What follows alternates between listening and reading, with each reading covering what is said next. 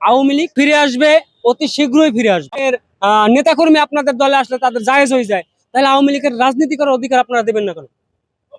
আওয়ামী লীগ তো 17 বছর এই কাজই করেছিল, তাহলে সেটা যদি আপনারা এখন আবার করেন, আওয়ামী লীগ আর বিএনপির ভিতরে কোন পার্থক্য নেই। ফিরে আসবে, অতি শীঘ্রই ফিরে আসবে, কারণ তারা তো একটা বড় গোষ্ঠী, বড় একটা জনগোষ্ঠী।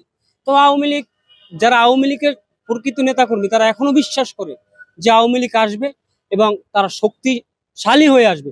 এবং আমাদের ভবিষ্যৎবাণীতে আমরা যতটুকু বিশ্লেষণ করে দেখছি, আওয়ামী লীগ এবছরই ফিরে আসবে এবং ডিসেম্বরের আগেই ফিরে আসবে।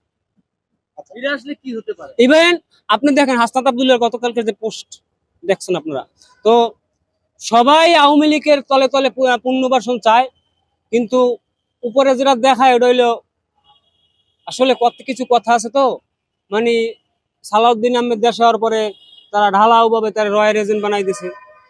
কিসের জন্য? জামায়াত ইসলামে আমি দুইজন ব্যক্তিকে নাম ধরে বলতে পারি, ইভেন এভিডেন্স সহ বলতে পারি।